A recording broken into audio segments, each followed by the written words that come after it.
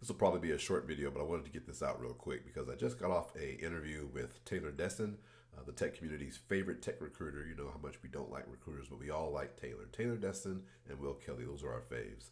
But I got off a space with him, and one of the things we talked about was my journey, which I've talked about at length now a few times on a few different podcasts and interviews. But an interesting thing happened to me that I didn't mention during the space is as I was describing it, I realized just how different my tech transition story is from so many others. And it reminded me of the fact that there just is no best way to get into tech. If you're an adult, if you're considering making a transition into a technical career, there's literally no such thing as the easiest way, the quickest way, nor the best way. It is all highly dependent on you, how you like to work, what environment you like to work in, where you may thrive. There's a number of roles that people can do where they will simply be miserable, and then other roles where they will thrive because there's at least some interest.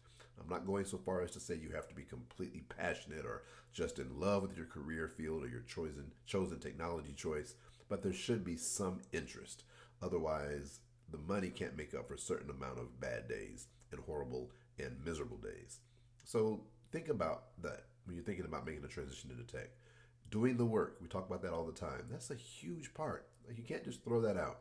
If you're out there right now and you're working in retail, hospitality, warehouse, and you want to get into this tech game, spend at least some time thinking about how do I like to work? Do I like to deal more with people or systems? Do I like to have to think more logically or just deal with things more of a configuration standpoint? More assignments, that would be like a cloud role or a sysadmin type role? Or do I want to be more on the creative side, maybe more on the programming role? Do I want to just look at the overall arching systems and more of a scrum or a project management role? There's so many different roles.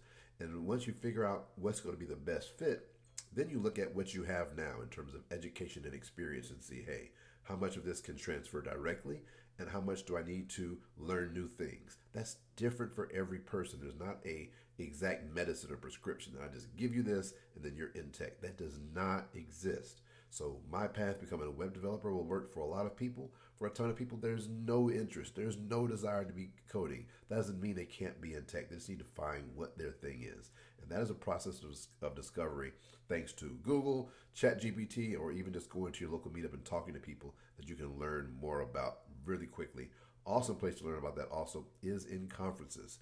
Not only for what the speakers give, but when you find out where they work, what they do, catching them on the hallway track. Some of the best time you will ever have at a conference is the hallway track to learn about what people do, what their lifestyles are like, and listening for what resonates with you versus what doesn't sound good at all. So I hope those tips help you out, particularly if you're just at that stage of I think I want to be in tech, but I'm not sure.